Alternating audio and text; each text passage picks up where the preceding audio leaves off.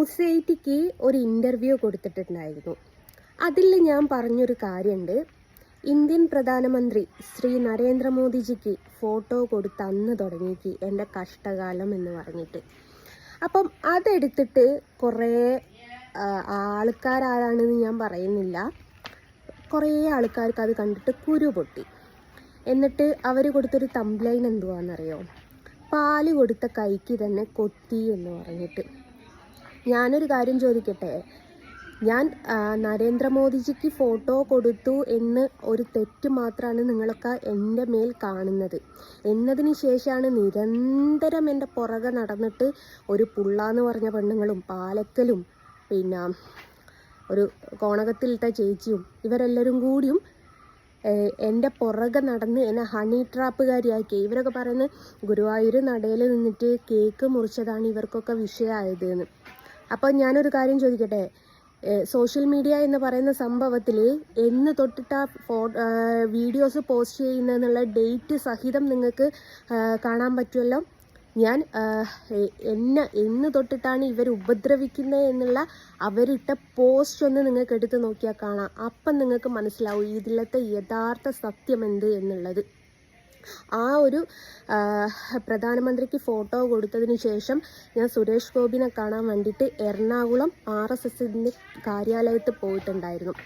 കാര്യാലയത്ത് പോയി തട്ടമിട്ട് പോയി എന്ന് പറഞ്ഞിട്ട് ഒരു തല. അതേപോലെ അവിടെ ഒരു ഡോക്ടറെ പ്രതിമയുണ്ട്, അവരെ അപമാനിച്ചു, അവരുടെ അടുത്ത് നിന്ന് തട്ടമിട്ട് നിന്നു എന്ന് പറഞ്ഞിട്ട് അതൊരു തല. അപ്പോൾ ഇതൊക്കെ നിങ്ങൾ സോഷ്യൽ മീഡിയയിൽ എടുത്ത ഡേറ്റ് നോക്കിയാൽ നിങ്ങൾക്ക് കാണാം. അല്ലാതെ ഇവർ ഗുരുവായൂർ നടയിൽ പോയിട്ട് കേക്ക് മുറിച്ചു എന്ന് പറഞ്ഞിട്ടൊന്നല്ല ഇവരെൻ്റെ പുറകെ കൂടിയത്. അതിൻ്റെ മുമ്പേ അവരെൻ്റെ പുറകെ കൂടിയിട്ടുണ്ട്. വിശ്വാസമില്ലാത്ത ആൾക്കാർക്ക് ഈ പറഞ്ഞ ആൾക്കാരുടെ സോഷ്യൽ മീഡിയ എടുത്ത് നോക്കിയാൽ നിങ്ങൾക്കൊക്കെ വ്യക്തമായിട്ട് കാണാവുന്നൊരു സംഭവമാണ്.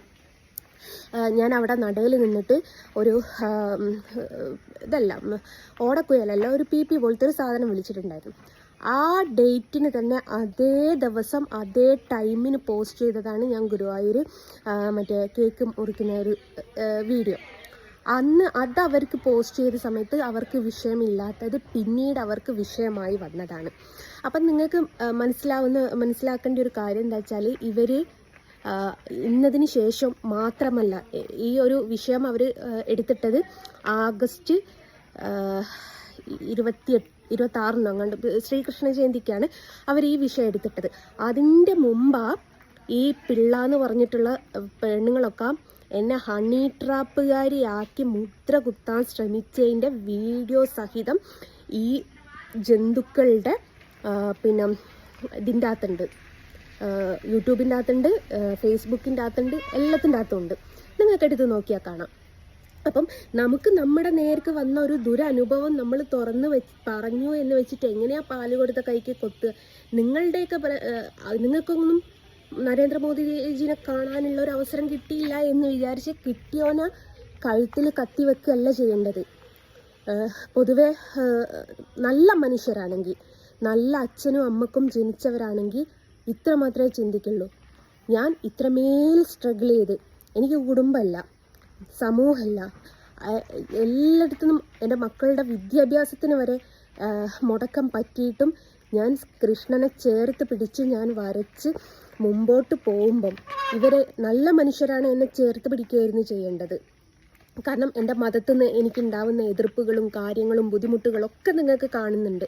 നിങ്ങളും സോഷ്യൽ മീഡിയ ഓരോരുത്തരും ഉപയോഗിക്കുന്ന അത്രമേൽ അനുഭവിക്കുന്നുണ്ട് ഞാൻ. എന്നിട്ട് പോലും എന്നെ വീണ്ടും വീണ്ടും തെറ്റുകാരിയാക്കി കുറ്റക്കാരിയാക്കി എന്നെ ഉപദ്രവിക്കണം എന്നുള്ള രീതിയിൽ മാത്രമാണ് ഇവരിത് ചെയ്യുന്നത്. നിങ്ങൾ ഇവരുടെയൊക്കെ സോഷ്യൽ മീഡിയ എടുത്ത് നോക്കിയാൽ കാണാം. ഈ പാലക്കൽ തള്ളൻ്റെ സോഷ്യൽ മീഡിയ എടുത്ത് നോക്കി എന്ന് തൊട്ടിട്ടുള്ള എന്നെക്കുറിച്ചുള്ള വീഡിയോ, നെഗറ്റീവ് വീഡിയോ. ഈ പ്രധാനമന്ത്രിക്ക് ഞാൻ ഫെബ്രുവരിയിലാണ് ഫോട്ടോ കൊടുത്തത്. ഫെബ്രുവരി തൊട്ടിട്ട് ഇവരൊക്കെ എൻ്റെ എനിമിയായി മാറിയിട്ടുണ്ട്. ഇവരൊക്കെ ഇങ്ങനെ എനിമി ആവാൻ മാത്രം ഞാനൊരു തെറ്റും ചെയ്തിട്ടില്ലല്ലോ മക്കളെ. ഞാൻ ചെയ്തത് ഒരു തെറ്റാണെന്ന് എനിക്ക് തോന്നുന്നില്ല. എല്ലാവരും ബഹുമാനിക്കുന്ന ഒരു വ്യക്തിയെ നേരിട്ട് കണ്ടു, ഞാൻ വരച്ചൊരു ചിത്രം കൊടുത്തു എന്ന് പറയുന്നത് ഇത്ര വലിയ തെറ്റായിട്ടൊന്നും എനിക്ക് തോന്നുന്നില്ല. അപ്പം അതിനെ തെറ്റായിട്ട് കണക്കാക്കുന്ന ഇവരെ പോലുള്ള ആൾക്കാരാണ് പ്രശ്നം.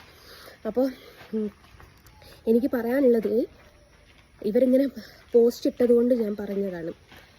അവരെന്നെ അവർ തന്നെയാണ് ഉപദ്രവിക്കുന്നത്. RSSൻ്റെയും BJPൻ്റെയും ആൾക്കാർ തന്നെയാണ് ഉപദ്രവിക്കുന്നത് എന്ന് പറയാൻ ഇത്രയും പേര് ഈ പാർട്ടിയിലുള്ള ആൾക്കാരാണ്. അല്ലാന്ന് നിങ്ങൾ ആരും പറയില്ലല്ലോ. ഇവരുടെയൊക്കെ പ്രൊഫൈൽ എടുത്ത് നോക്കിയാൽ അറിയാം എന്ന് തൊട്ടിട്ട് എന്നെ ഉപദ്രവിക്കുന്നുണ്ടെന്ന്. ഞാൻ പറയുന്നത് തെറ്റാണെങ്കിൽ നിങ്ങൾ ഓരോരുത്തരും പറയുന്ന കാര്യം ഞാൻ അതുപോലെ ഞാൻ കേൾക്കും, ഉറപ്പുള്ള കാര്യമാണ്. ഞാൻ ആത്മഹത്യക്ക് ശ്രമിക്കാനുള്ള കാരണം തന്നെ എന്നെ ഹണി ട്രാപ്പുകാരിയാക്കിയ എന്നതിന് ശേഷമാണ് ഇവർ മതത്തെ എടുത്തിട്ടത്. അവരുടെ മതത്തെ ഞാൻ പിന്നെ അവഹേളിച്ചു എന്ന് പറഞ്ഞു. അതുവരെ ഞാനൊരു ഹണി ട്രാപ്പുകാരിയായിരുന്നു. പിന്നീടാണ് അവരിങ്ങനെ ആക്കിയെടുത്തത്. അപ്പം അത് സത്യം പോലെ പറയുമ്പം നിങ്ങൾക്ക് നോവുന്നുണ്ടെങ്കിൽ നിങ്ങൾക്കതിലൊരു കൈ ഉണ്ട് എന്നുള്ള കാര്യം നിങ്ങൾ ചിന്തിക്കുക. അപ്പോൾ ആ ഒരു ചിന്ത മാത്രം മതി കേട്ടോ നിങ്ങളുടെയൊക്കെ മനസ്സിൽ.